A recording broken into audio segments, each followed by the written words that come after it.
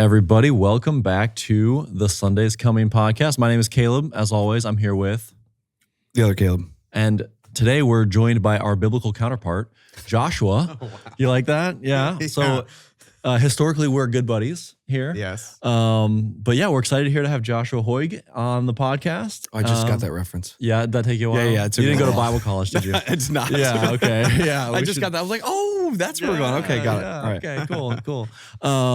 Yeah, man. Thanks for being on the podcast. Of course. Yeah, great to have you. Glad to be here. Yeah. We were just talking before, we started. I was trying to figure out like when the first time we interacted and Philo Conference 2020, recording all the things online, and what a chaotic year that we don't have to do again, hopefully ever again. Yep. Which is good. Everyone's blocked that year out, forgotten all about it, moved on. Dude. Yeah. Totally healthy. Sort of this dream we all dreamt together, but didn't Exactly. actually. Yeah, man. We woke up and now it's fine. It's just, don't worry about it. It's so funny. We, I feel like there's a lot of connections that I have with you, but we haven't like interacted very much at all.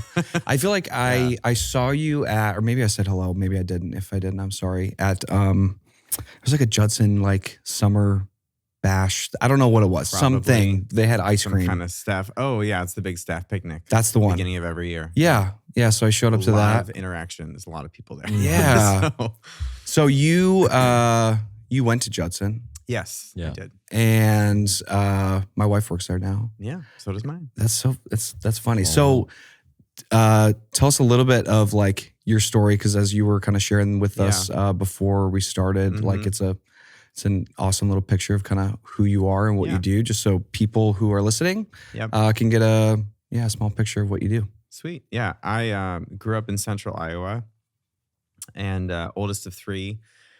And from an early age, probably, I don't know, middle school, we were in the process of moving, and one of the options was to build a house. So we had floor plan books everywhere. That's cool. And it got me really excited, and I just got into it. So I was the kid. I had graph paper all over my room, designing floor plans and all that. So that's awesome. It was pretty clear to me from early on, architecture is what I wanted to do.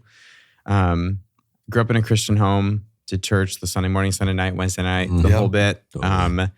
And went to a private school when I was growing up, and not for all of school. Through grade school as public school, and then had a couple of rough years of middle school bullying and all that, and ended up going to a private school, fell in love with it. So I knew going into college I wanted a place that was going to support that. And so a Christian school was kind of a non-negotiable for me.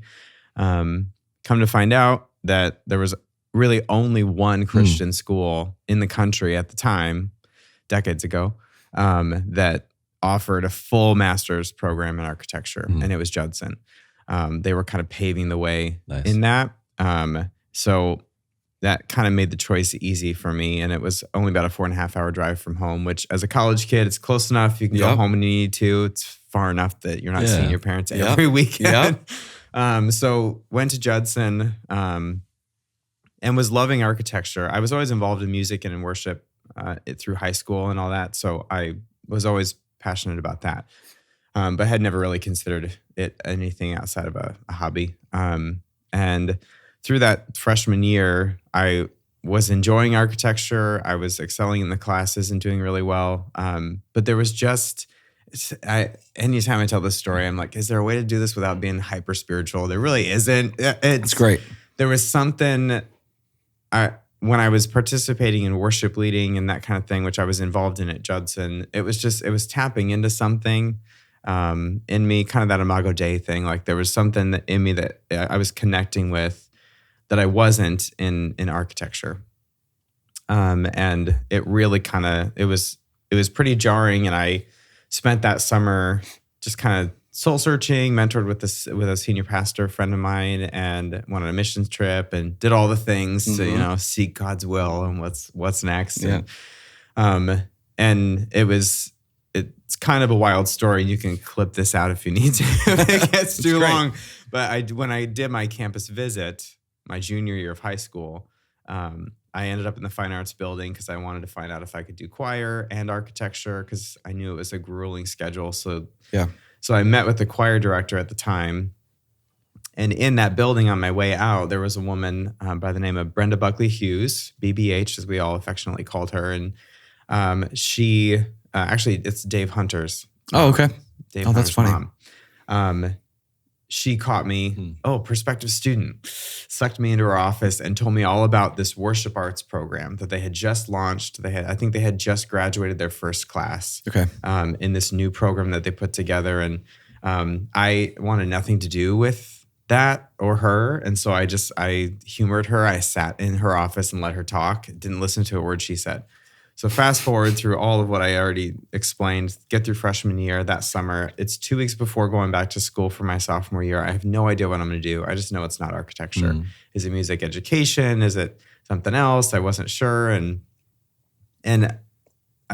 for no reason that I can think of, I just suddenly, that meeting with her came flooding back into my mind. And I somehow remembered every word she said. Wow. And I knew like, oh my gosh, that's it. So I scheduled a meeting with her, got back on campus. We met. It was exactly the kind of heart behind worship arts at the time was they recognized that most churches, I don't know what the stats are, but like something ridiculous. 90% of churches have less than 100 people. Like it's something extreme. So the kind of mega church that we see a lot of it really is the vast minority of churches.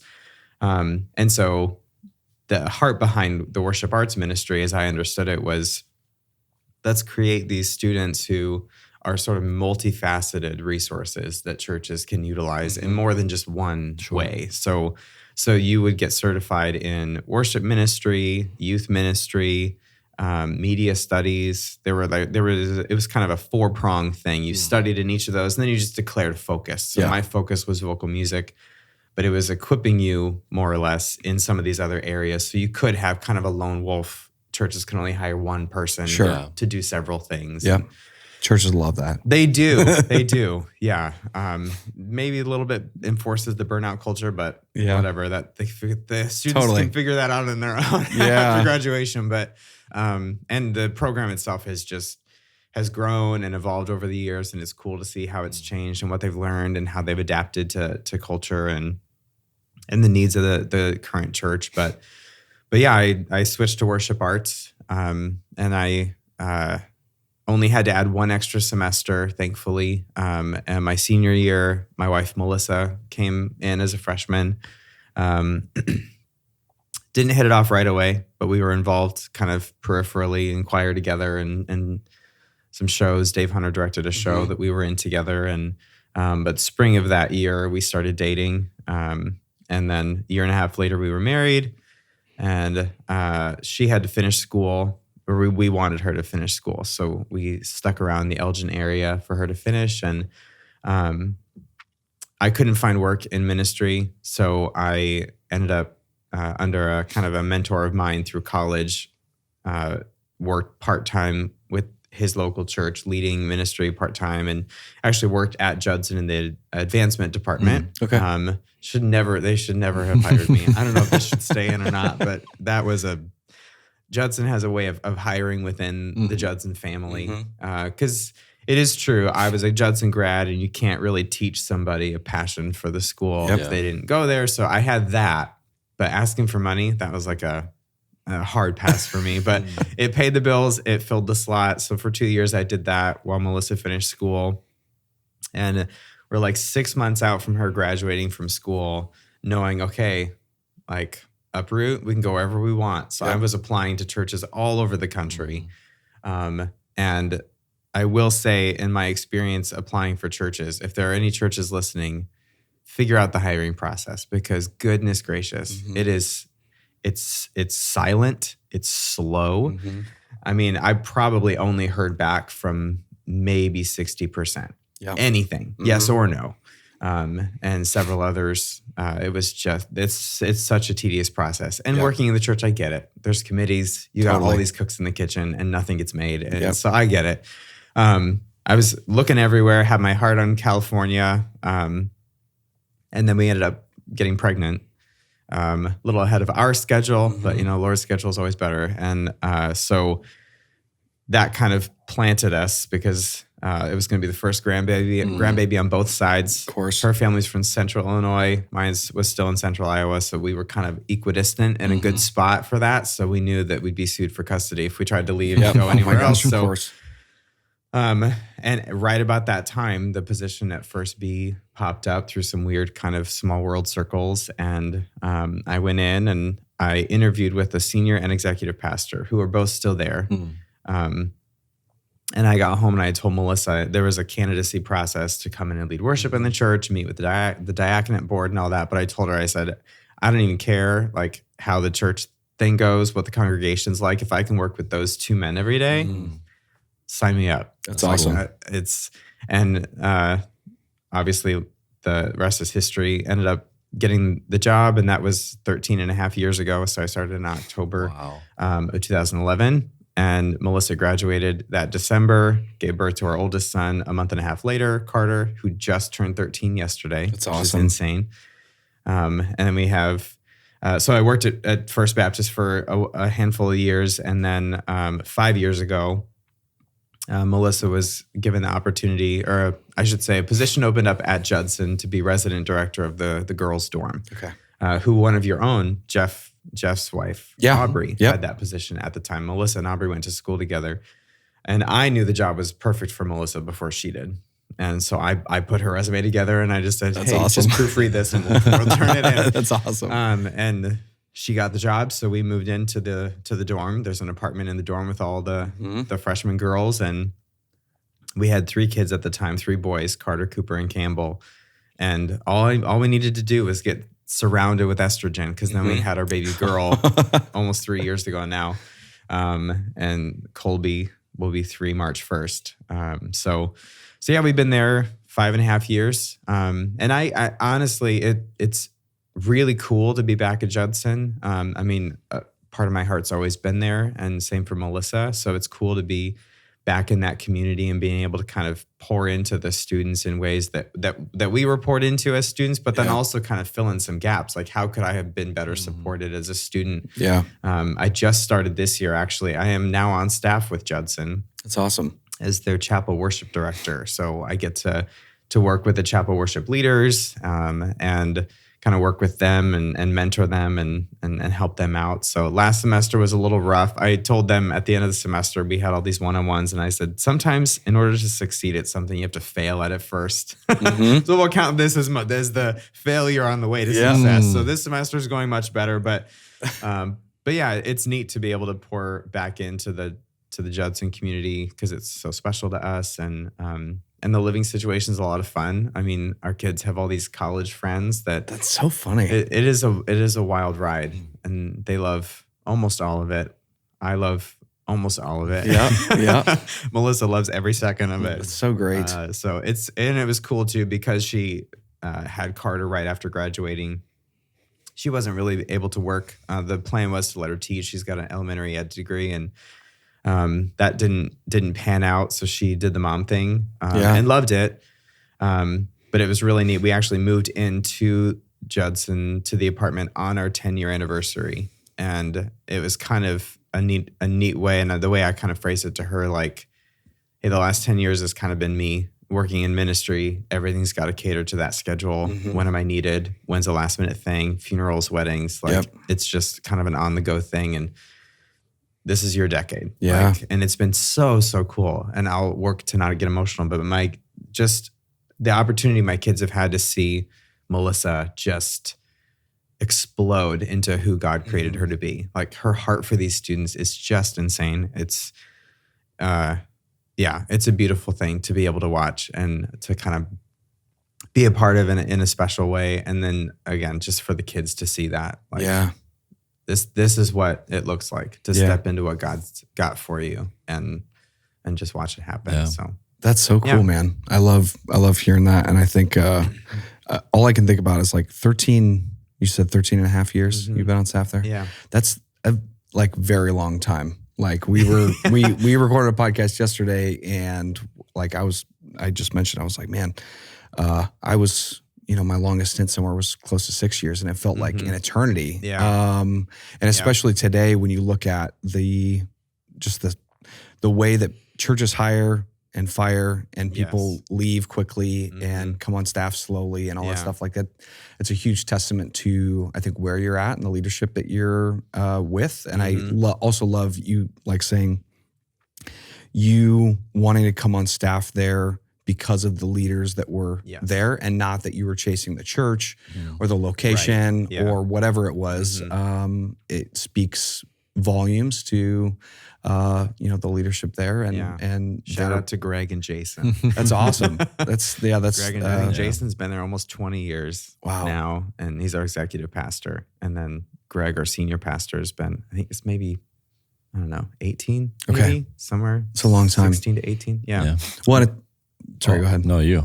Well, and it's also interesting too, like you mentioned or said, I think before we were starting, we were trying to figure out what we're going to talk about, really, that like it's 190 years that the church has been around. Is that right? Somewhere around that. It's crazy. I remember there was one year that we had to celebrate. I say had. Maybe we should clip that out.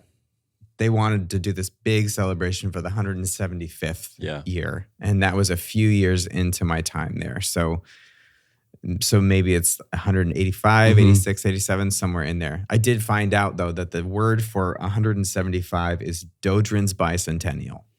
I'll have so many opportunities to use that in my life. I know. 175, Dodrin's bicentennial. Okay. That's so the things you remember. Yeah. But 100, like, I don't know what was happening in the world 180 years ago. Oh, yeah. But It's wild to think. Oh, yeah. In our church, the history is insane. Like, there's history with being involved with the Underground Railroad and kind of throughout the history of Elgin. I think we were maybe the second church in Elgin. That was planted. But yeah, it's a long time. And it makes for a really interesting demographic. Yeah. Just the culture of the church and the personalities and the stories and some of the sentimentality, attachment to things and traditions. It's easy to dismiss when you're not used to that kind of history in places, but then you kind of step back and think, oh, this is like a significant thing that's not all that common. Yeah. So, Well, it's interesting too, because like so many churches that have been around for that long, it's either at this point they're completely dying and everybody in the congregation, if you're in the back of the room, has, gray hair and tradition is the only way to do something. And so to have a church that's lasted that long, and even just the way you're describing it and the different generations of people that are coming in and that are still there now, it speaks a lot to, the culture of the church. Yeah. Yeah, I'd be curious to hear more about just like what it's been like being in a church like that for so long, because I'm sure has its challenges also. Yeah. And then when you zoom out a layer beyond that, it's you've been in the church community for 13 some years, right? But then you've also been in this like Elgin Judson community for even longer than that. Yeah. And so I'm sure there's some like really beautiful things about that, but also, I can imagine there are things that can be challenging and hard to navigate. So like, what does that look like and how has that been? Boy, where do I start? It's coming into the church. I recognized right away. I mean, at the time, it's shifted. By the grace of God, over the last 13 years, we've seen a lot of growth in our kind of young families demographic, and it's been cool to see that shift. But there was a pretty dominant majority of older folks at the church, and so I had some natural concerns as a 20-something kid right out of college once I get this worship job. And, but they really, and I credit the leadership, but they were just really eager to, I hate to use the word relevant, but they were eager to push things, to try things, so they were leaning into the contemporary thing when on its face you would maybe assume like, oh yeah, they probably have an 8:00 traditional service and then a 9:30 contemporary or whatever. But that wasn't the case. And the gentleman who had the position before me, he was also a Judson grad. I knew him somewhat well. And so there was definitely this sense that the church was hungry to continue moving forward and to kind of to lean into where culture was going and what was going to continue to grow the church, rather than just we talk a lot in our staff meetings about kind of just keeping our eyes out for sacred cows, like the things that can become the most important thing if we're not careful. Yeah. And everyone's got their own. I mean, for one person, it might be the songs that we choose. For another, it might be the color of the walls in the lobby. I mean, it could be any number of things. And so we're always trying to keep an eye out for that and be careful to not lean too much into those things. But yeah, the challenges have been honestly not terrible. I consider myself to be pretty blessed in that it's been a pretty smooth ride. There will always be the opinions on songs, on styles, on volume and lights and all the things, and that's is an organic thing for me. I'm always trying to figure out what to do, where to do it, and how to do it, and when to do it, and but I think the thing that has helped, at least that I've seen, and this is something that I tell a lot of my students that I work with at Judson too, like there's a reason, I think there's a reason why, and I don't know what the stats are now, but I remember it being quoted left and right when I was first in ministry that like the average turnover rate for worship pastors, I think at the time was like 3 to 4 years. The lowest was youth ministry. Yeah. Youth ministry was like, you might get a year and a half I know. before they're gone. And I can't really speak much to the youth ministry one, but when it comes to worship stuff, I mean, I will be the first to admit artists, we are a special breed and we are challenging and we like to push boundaries and we like to do new things. Yeah. And when I did an internship when I was in college, and it was a funky internship because it was actually with a youth ministry, I wasn't in youth ministry, but that's where I got placed. But his name was Ernie Franklin, and Ernie told me, he said, when you get into ministry, don't change anything for a year. And a year's a long time. Yeah. Especially your first job out. Like you've got all this knowledge and all this passion that's like just stirred up and like boiling to the brim. But he said, don't change anything for a year. And so I did my best to adhere to that. And really what it taught me was, okay, that first year is all about building trust. Yeah. It's all about building respect. It's about building just familiarity with the people, with the culture, with the history. When you come in with all these ideas, those ideas aren't grounded in anything. Totally. And so just sitting still for a while kind of lets ideas formulate that are birthed out of your heart for this specific community and who they are and what their needs are and how the Lord can work in you for them. Yeah. And so that I credit that definitely to, and I've seen over the years, the longer I've been there, the more confidence the church has in my leadership, the more trust I've built in people as I've gotten to know them. And that's difficult for me. Honestly, that's the hardest part of ministry for me is people. Yeah. I'm an introvert. For a long time, I misidentified as an extrovert because I'm good in front of people. Yep. But that's when I was at Judson, the worship arts program was under the umbrella of communications. So technically my degree is in communications. Okay. So I kind of credit that for being good in front of people, but it's a very different thing to be an extrovert. And really for me, my wife and I, a few years into our marriage, discovered, we finally kind of nailed it down that, okay, it's where you draw your energy. What draws energy, what drains energy. And social settings, it drains. Oh man, it drains me. It's awful. But it fuels Melissa. So we are like polar opposites when it comes to that. So being an introvert, my natural sort of mode is isolate, withdraw. And so Sunday mornings are exhausting. Yeah. But taking the time to get to know people, and again, just building relationships so that they know I'm not just making decisions for the sake of making decisions. Yeah. And I've even had to have conversations. I'll make a decision and someone will be frustrated, and I'll even say, like, you know me. Yeah. Like, we know each other. We have a relationship.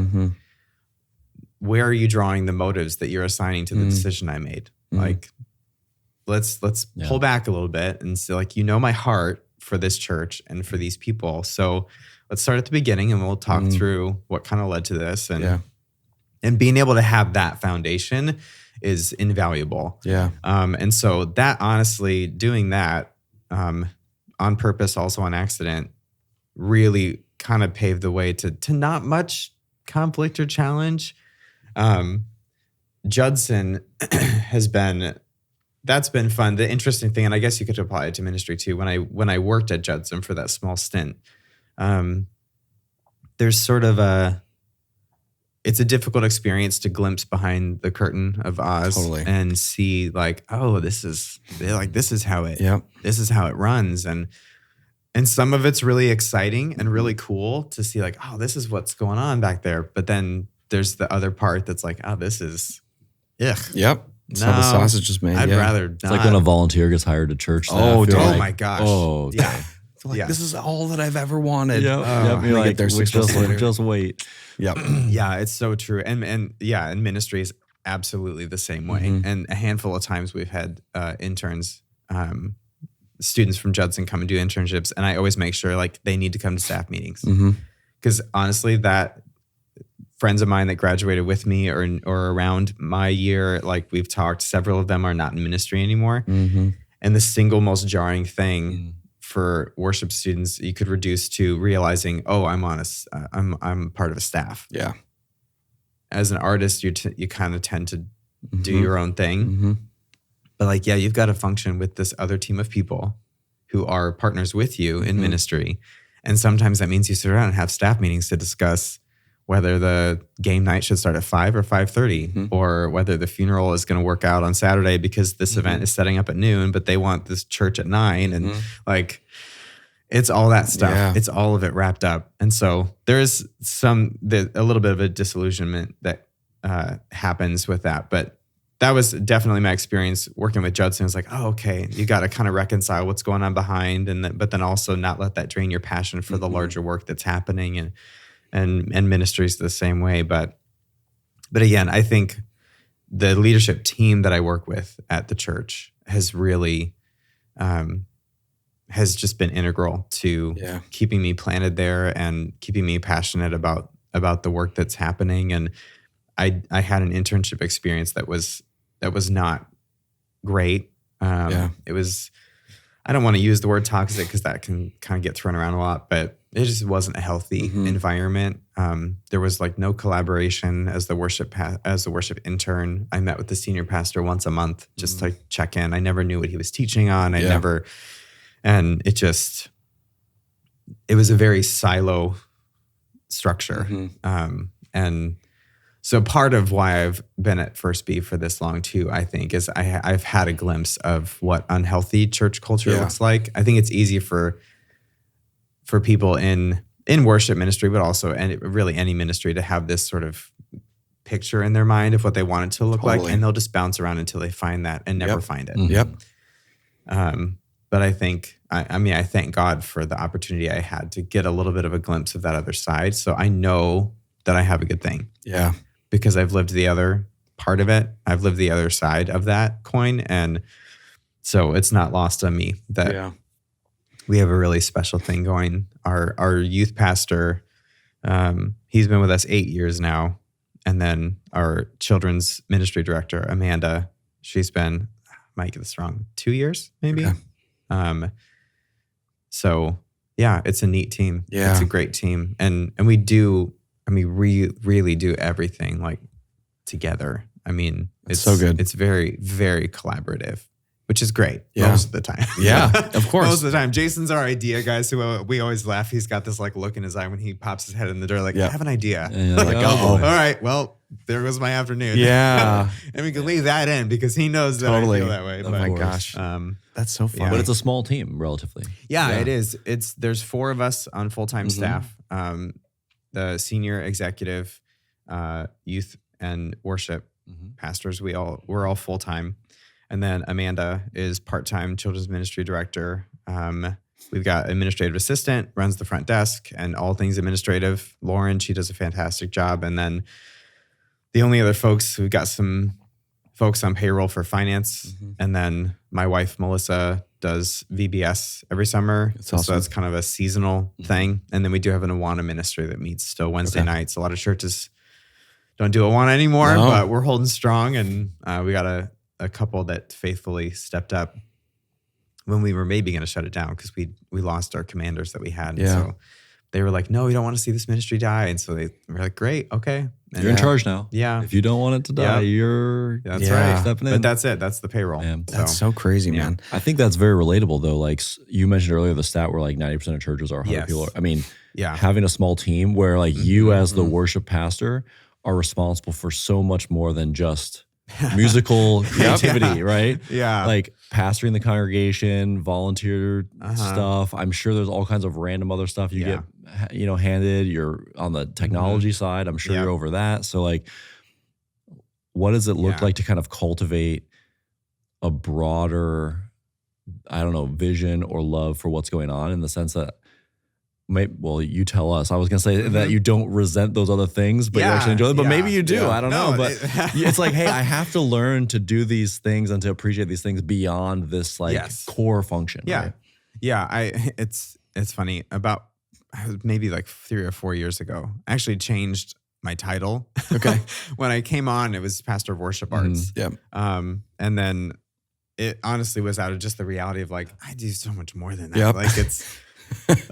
I mean, if we all had titles that fully encompassed what we did, they'd be like paragraphs worth of titles. But so it's worship and creative arts.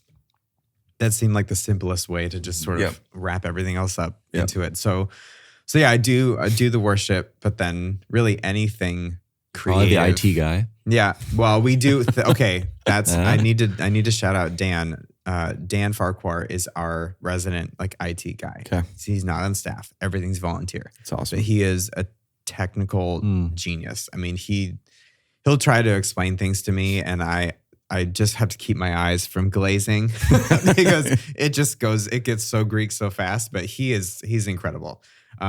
We would have the stuff we do, we wouldn't be able to do without Dan. That's awesome. So Dan, don't go anywhere.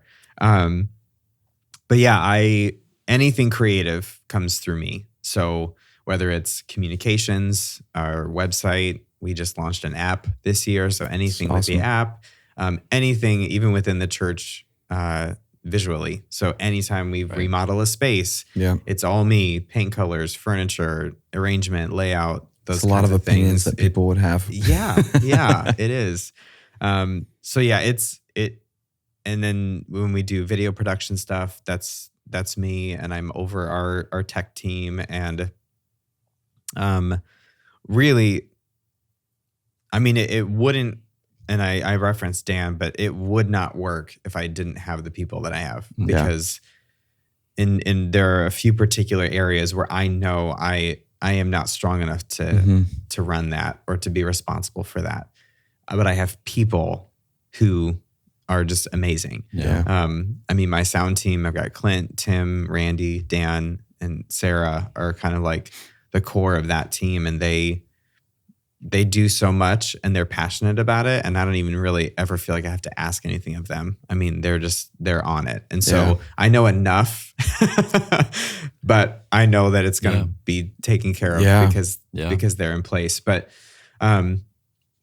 every few years I kind of have to do a personal audit of, all right, how thin have I spread myself here with all these things? Because there's always new fun stuff that you could do. I mean, everyone loves video testimonies. Why aren't we cranking out video testimonies all the time? Like, well, okay, there's a lot of time to that scheduling. And I don't have a video team that I can just schedule to come in and a video guy, I can just, hey, edit this together. It's all me. And so there have been seasons where I have felt sort of the early signs of burnout.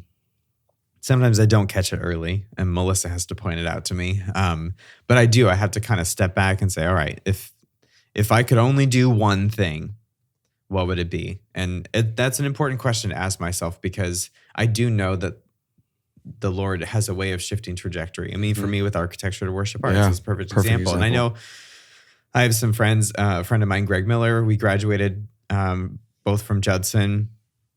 He graduated, I think, with my wife's class, and he went into worship ministry and did that for a number of years. But over the course of that time, his heart and passion kind of shifted to the tech side.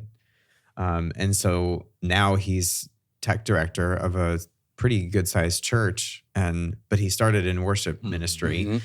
So I know stories like that. And again, I know how the Lord works. So I sometimes kind of have to step back and say, okay, if I can only do one thing, if I had to chip everything else away and one thing remained, like what would it be? What's the heartbeat of my ministry?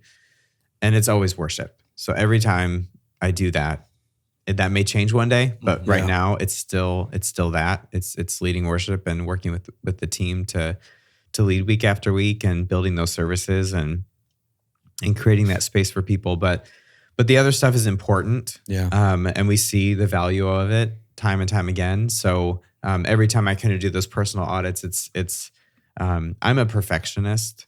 And so the difficulty is managing how much I can give to each thing and knowing that I won't be able to give as much to each thing as I want to.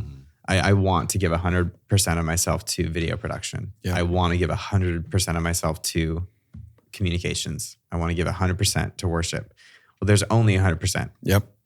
And you have to, that pie only slices up so many pieces. So that's the challenge for sure, is figuring that out and when to say no. I'm a perfectionist. I'm also a people pleaser. So the word yes is like top of the list on my vocabulary. And I don't think people know it to the point of they like take advantage of it. Yeah. It's just, they know if they ask me, it's going to get done and it's going to look great and it's going to get done well because I am a perfectionist. So I want to say yes because I want everything to be done really well and I want everything to be great. And there's also a control issue with perfectionism. Like, as long as I have control, then it will be great. Of course. Of course. So don't delegate. Delegation is such a difficult thing for me too. Yeah. But yeah, it's keeping track of, okay, how much am I putting where? And the difficult thing, and this is something that also kind of leads me to these moments. And I think that it's the part of me that knows it's time to step back is the part of me that's feeling that worship core draining because of the things that I do, there are a handful of things that just by nature of what they are take more time and energy.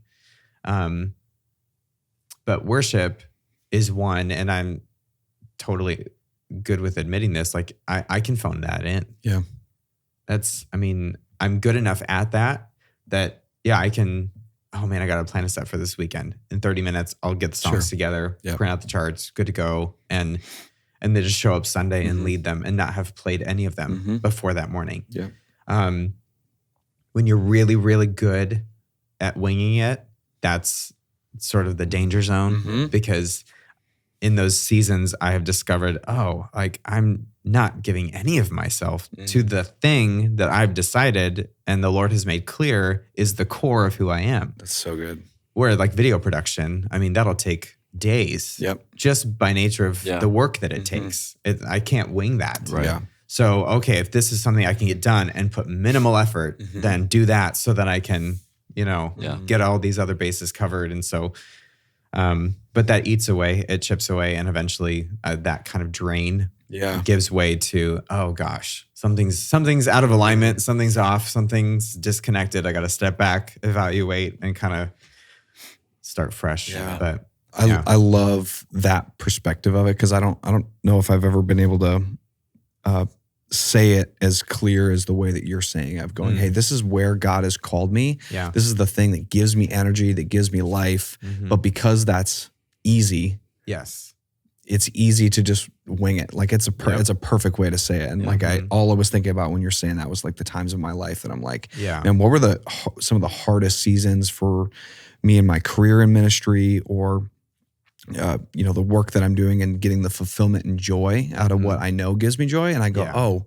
I was winging the thing that was easy and focusing on the things that like were either time sucks or things that I didn't know how to do well that just took days versus the 30 minutes to go do that. And I think that's huge. And I guess like, so when you get to that place or when you've gotten to that place, like what do you do to correct that? Because it's hard when you're that once you go that far down the road. Because you've already said yes to all these things that you've realized now. Oh wait, I should have said no to these a few months ago, but now I'm in. Yeah. It's you kind of accidentally create this yes culture where people just expect that you say yes. Yep. And then that just continues to fuel it because then you don't want to let people down. Yeah. And because you bring good stuff back to the table, they go, well, you can do it. Yeah. You did it last time. Yeah. Yeah. Well, and the other hard part too, that with that specific sort of scenario where like worship is what I want to pour more into,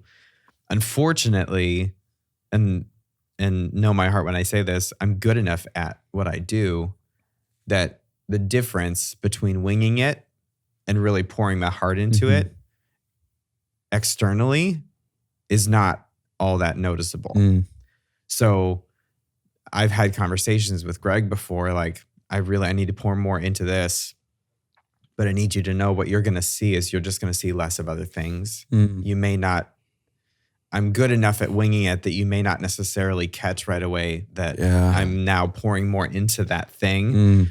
But I know, and like the Lord knows, and I think there's greater blessing to come of it if I do that. But on its face, it may not look all that different just because I've mastered the art of winging it. Well, you're asking them to trust in like a longer term outcome, right? And like from a health standpoint of you, your team, and just the culture of the church, this investment is going to be right, even if it doesn't show itself in the next 2 months. You know, and there's a lot of trust that is given to you to buy into that.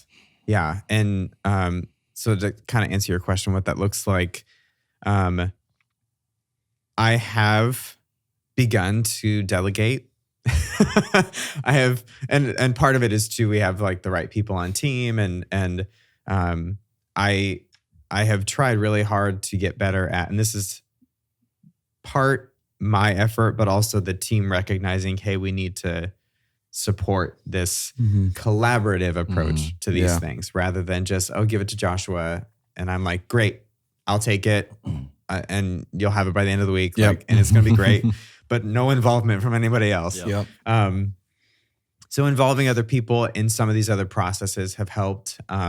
Lauren coming on as our administrative assistant, she's got a creative eye. And so, kind of figuring out, being able to let go of things, really kind of handling my responsibilities and the things that I manage with a loose grip, so that I can more easily recognize, hey, you could handle the prayer request emails. Like, that would be great. I'll explain the form and then you can, awesome. And then I can give more of my, and I think in my mind, that was difficult before because it was in some part kind of interpreted internally as a failure, because it's this result of, I can't do all this, so I have to give it to other people. Totally. I handed it off to her because I couldn't do it.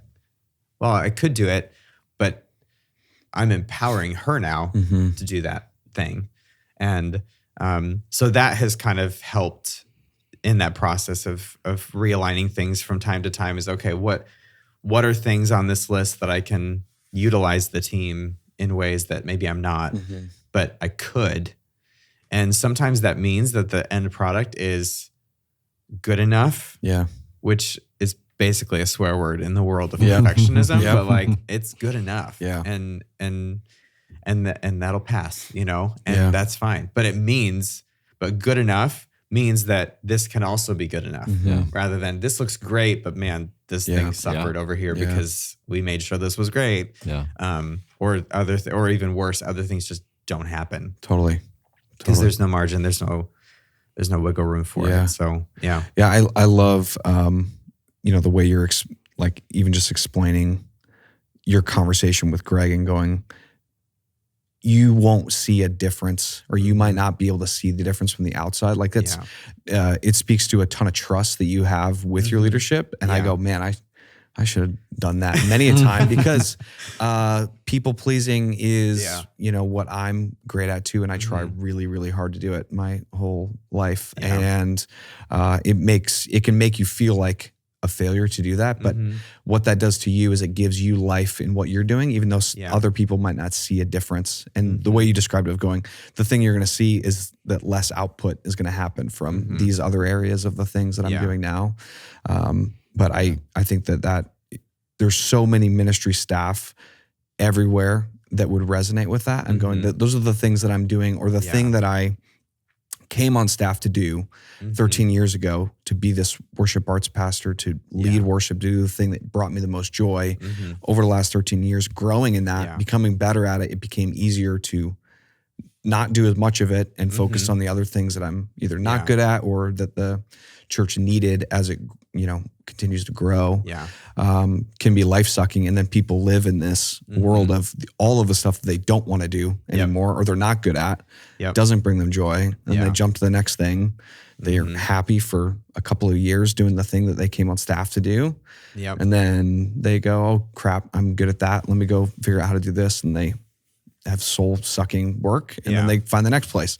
So I love the way you're describing that, and like having permission to have that conversation with your leadership and going, hey, here's the things that I need to not wing all the time just because I can. Because that's a bad place to be.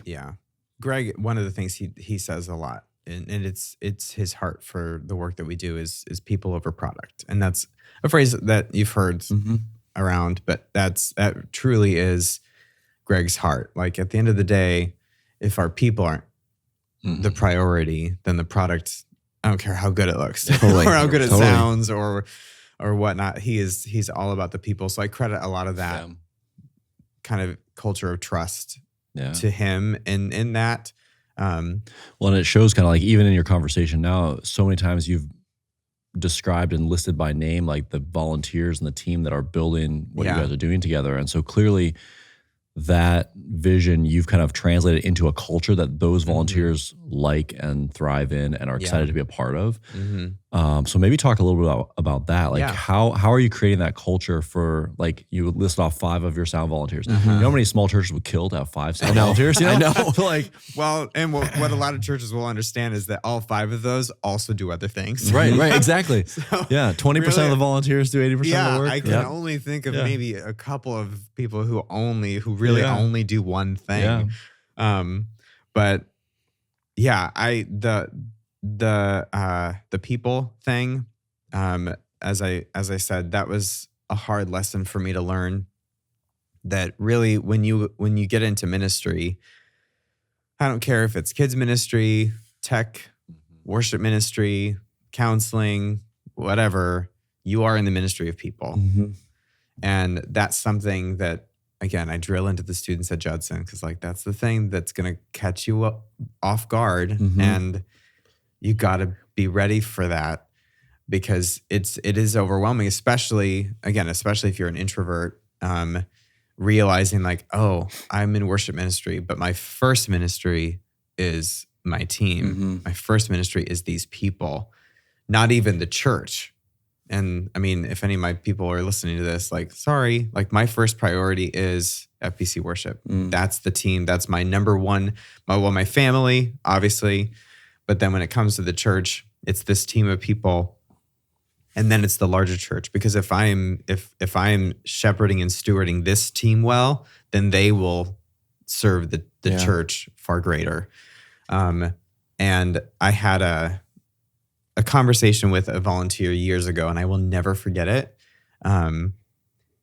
We put together these annual reports and kind of share them with the church and recapping the ministry year for each of the different ministries. And he came to me after the meeting, and he was like, the report looks good. He's like, I struggle with your use of the word team.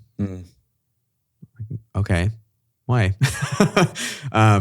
And he was like, well, I don't really feel like we're a team. He said, I kind of feel like a cog in a wheel. Like I show up, I do my thing, and I leave. And so it doesn't really, and that has sat with me and will always sit with me. And it opened my eyes to this reality that my ministry is these people. That's what it's about. And so I And I have to remind myself of it over and over and over and over because my natural bend is introversion, withdraw, isolate. That's my comfortable place. So the place I need to live is uncomfortable. Yeah. So I have to work against the grain of how I'm wired to make that a priority. And one of the things just practically that we've done over the last few years, when COVID hit, our typical structure used to be, we had rehearsals on Wednesday nights, and then Sunday morning before we'd kind of do a run through. And with COVID, we got rid of midweek rehearsals and just really never brought them back. Yeah. And 21 went by, 22 went by, and 2023, I was like, I discovered when I gave myself 5 seconds to step back and like evaluate, like we are functioning just on like this rotation of fill the role, leave, fill the role, leave, fill the role, leave. And there is no time for us to build into relationship with each other as a team, for me to build into these team members. Yeah. And so I knew it wasn't going to be well received by everybody, but I had a big kind of team night one summer, the summer of 2023. I was like, all right, we're bringing back midweek. Yep. And I know you're not all going to like it. Yeah. But here, let me lay out my vision for why this is important for us. And it came down to, just from a musicianship standpoint, more time with the material is going to make you better. So, and as a worship pastor who has no control over whether people are actually going to take the time to practice at home, I at least have peace of mind knowing that they looked at it at least once before Sunday. Yep. Because we saw you do it. Yeah. I saw you. You played it. We played it together. Yep. So just by nature of that, it's going to improve the quality of things. But having midweek also give us space to just interact, have time. So we have kind of devotional and prayer time before the rehearsal starts for midweek. And I wouldn't dream of trying to schedule that into a Sunday morning. Yeah. And we'd have like a 5:30 call. And no one wants that. So it gave us space to build into our team. But then also I discovered too, over that 21, 22, 23, we didn't add any new volunteers. And it's because there was no space. There was no margin to onboard anybody. Interesting. Because if they want to join, their only option is to stand up there on Sunday morning and either shadow in the booth or like, hey, you played in my office one time, now you're on stage. Yeah. There was so bringing back midweek also gave us this beautiful opportunity. Hey, come to a rehearsal. They can come to midweek 4 times if they want to, jam with the team or just shadow in the booth and just kind of see how things go. It's a very low pressure, casual setting to onboard people into the process of what it means to be a part of our team. And so bringing midweek back honestly has been incredible. And the very first week we had midweek, I was just, like I said before, I second guess everything. So I was wrestling with in talking to Melissa, are people going to be mad? Like, is this going to make a difference? Is it going to matter? Are people just going to be grumbly about it? And so we did the first midweek, we had time in devotion and prayer before rehearsal. And one of the team members shared kind of vulnerably that she was in a really challenging spot and they had a child that was going to be starting counseling soon. And they were in a difficult emotional place, kind of processing that and everything. And 2 weeks later, I overheard a conversation between one of my team members and this team member just asking, hey, how is your daughter doing with that? And I almost started crying. It was like, oh my gosh, this is what that space creates. Yeah. We're familiar with each other. We know what's going on in each other's lives. And we have that opportunity to now share that space with people like, hey, how is such and such going? It's not just like, oh, that lick today in service was awesome. Yep. Okay, great. Yeah. But how are your kids doing? Yeah. Like you mentioned that such and such happened and your son was really struggling with that. That just builds the kind of intimate community that you want your team to have. Yeah. And so we've seen that grow. And I have to check myself constantly because again, my natural bend is to pull away from that. But I've now seen the fruit of that effort and what that does and what that's done to the team and to our ministry. And we've added like 12 volunteers in the last 2 years. And again, I credit that to now having a process for onboarding volunteers that works. But yeah, I think there's just something valuable about that kind of a team culture that's magnetic in a way, and it draws people. And then people stick around. I'm not really leveraging volunteers or anything and losing people. And so, yeah, that's been a big part to sort of the team culture and trying to build that. And it's a constant. I'll never reach a point where like, okay, I'm good. Yeah. I don't have to think about this. I have to always be thinking about it. Yeah. Always. Yeah.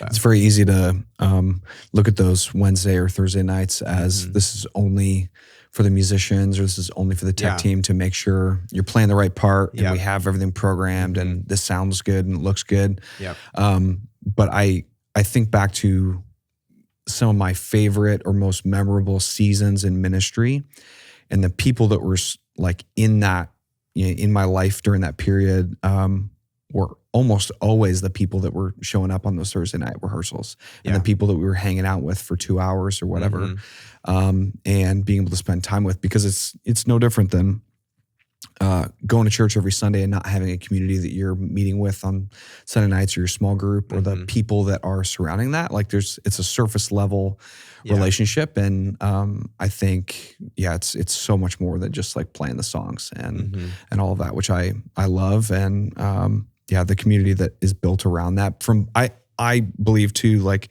from the worship and the production team. Some churches don't have a bunch of the production people there. Some do, but I think building that bridge between the stage and the booth, like that ability to circle up before we all start rehearsal and circle up and pray or do a devotion or just talk about what's going on in everybody's lives is like huge. And the hang after the fact, like I think, you got to go out.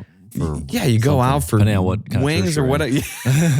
Correct. Out for something after rehearsal. I am seldom the last to leave. Like, I mean, I'll be ready to go out. We've wrapped everything up, and there's a few of them that are just hanging out. I'm like, okay, you know where the lights are. Right. Right. You don't have to leave. But you gotta love that. And I think it's like our perspective as staff members sometimes thinks like, number one, like I don't want to ask more of you than what we already are, because we're already asking you to do far beyond what you were already doing. And you have a full-time job, and now you're playing guitar on Sunday mornings, showing up on Thursday nights, rehearsing at home, all of that stuff. And you go, well, I don't want to ask more of them. But then you realize you're like, oh, they're choosing to be here right now. Like we're not playing anymore. And they're choosing to be there to hang because they've built a relationship or they're sharing something that's on their heart. And I just think, for the churches that canceled those midweeks, bring them back, man. It's a thing. And I remember as a staff member going, I don't want to add it. I don't want to bring them back, man. Because it's another thing that adds to your plate as a staff member. And that was like, it's honestly a selfish perspective. Well, and as a spouse, the first conversation I had to have when I was contemplating bringing those back was with Melissa. Because this is a night that Dad's not home to help with the kids. For the last number of years, and now I'm talking about taking that away. And that conversation really involved like, okay, when we had them before, what didn't work? Like, how can we more intentionally make this serve not only my ministry at the church, but also serve our family better? And it really did. It came down to like, okay, I'm going to intentionally build that time of midweek rehearsal into my hours for the week. And so if I'm adding those, then I leave the office an extra half an hour early each day.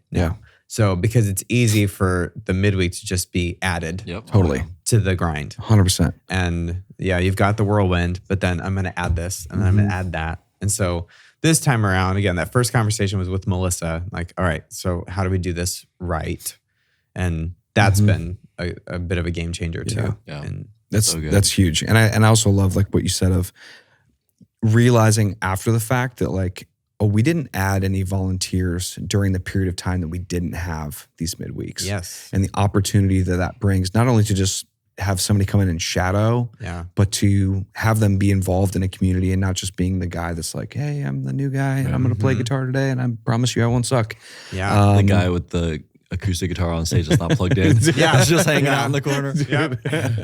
Yeah, but I think that's huge. And when you put it into perspective like that, you're just like, oh man, this is why we do what we do. And it's very easy to forget that when you're working 9 to 5 in a church and going, I don't want to add another thing to my week. I'm already doing a funeral on Saturday. I'm already doing this and this and this. VBS is around the corner. Easter's around the corner. I got to produce a video. I got to whatever.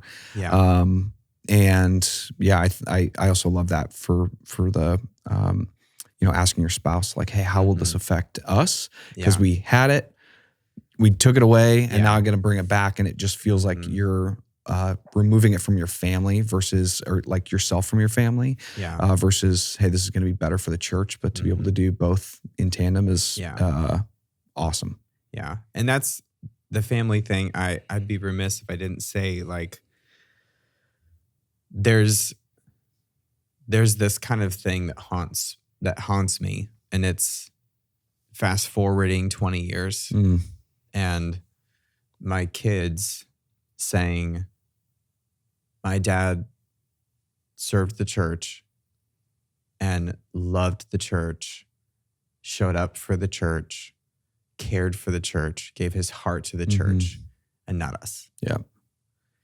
And I'm constantly really fighting this battle in my mind. I don't want the church to become the villain of my kids' childhood. And when you're in full-time ministry, that is so, it's just there. Like you're always 1 or 2 extra commitments away from that reality. And I want my kids to love the church. I want my kids to love what it means to connect with the body of Christ and not. So that's another really driving thing for me is like, okay, how is this impacting? Am I coming home and just complaining about the members that submitted an anonymous comment card about the volume of the music? Or am I coming home complaining about this argument I had with a staff member? Or like, how are they seeing, how am I allowing them to see how the church impacts me? And it's a cool thing that they get to grow up in the church, kind of feeling like it's their playground. And when they're there, we have to remind them, like during VBS, like you got to follow the rules. You're a pastor's kid, but you got like the church is not your house. So like you got to follow so there's a really fun side to it, but there's also this very, very dark side to it. And if you know anyone who grew up in the church as a pastor's kid or with parents in ministry, that reality is so there that it can turn so quickly. Not only with your spouse, but especially with your kids. And so I don't know what kind of spiritual battles my kids are going to face. But I certainly do not want one of them to be trying to reconcile their relationship with the church that was somehow damaged by watching me in full-time ministry. So. Dude, that's good. That is one of the biggest fears that I have had and have talked about in therapy and all of those things going, I don't want my kids to go to therapy 20 years later going, Dad wasn't around. Dad wasn't here.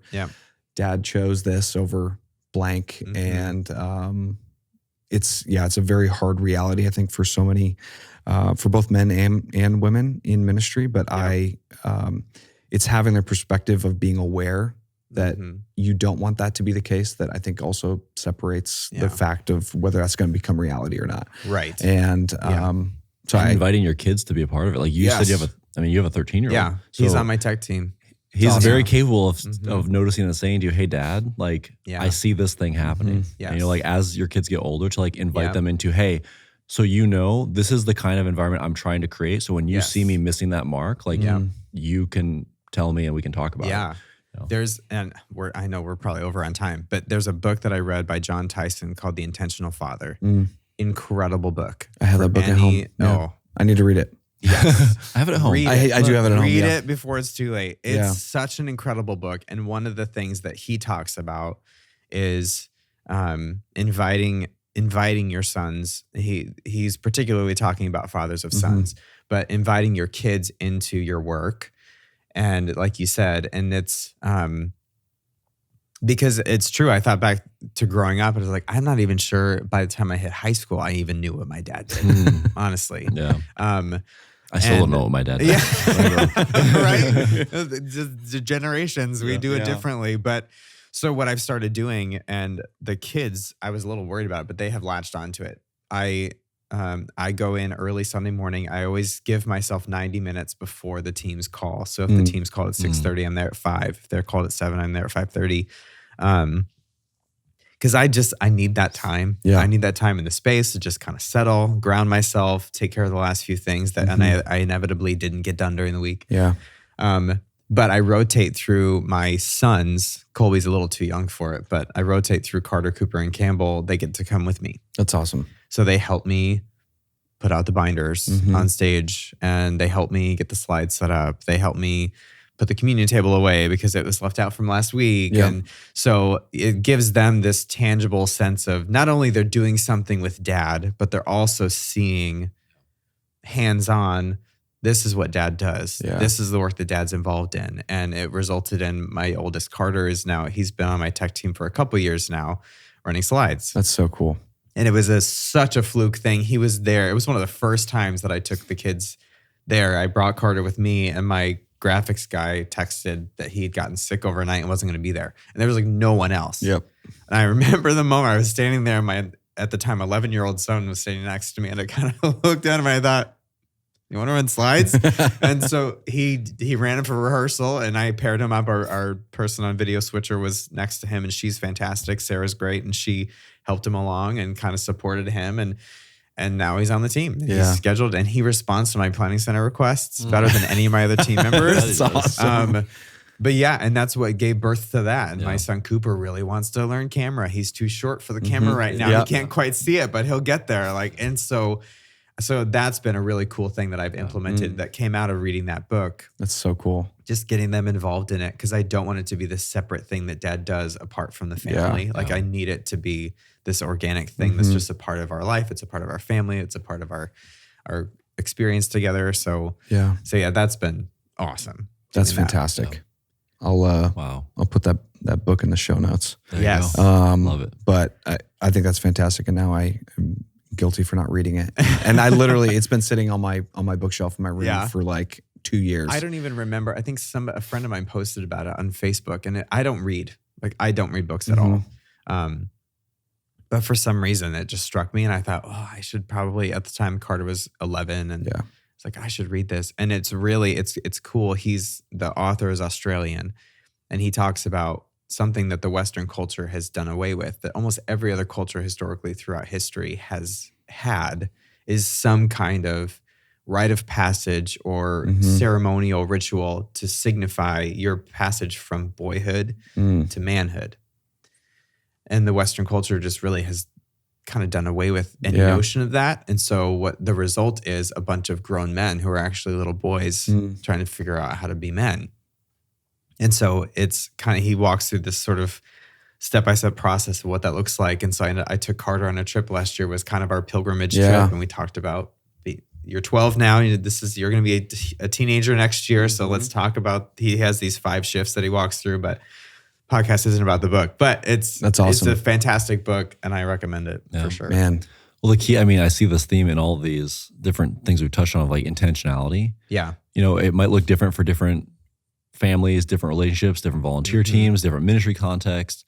But whether it's talking about like your personal inventory or creating a volunteer culture when it's something that maybe is like not your natural bent, or the way you're intentional with your kids, like the things that are going to be valuable and helpful and, yield the most fruit in your life are going to be things that you decided, I want to do this, and here are the things I'm going to intentionally do to go to that outcome. Yeah. And usually they don't happen by accident.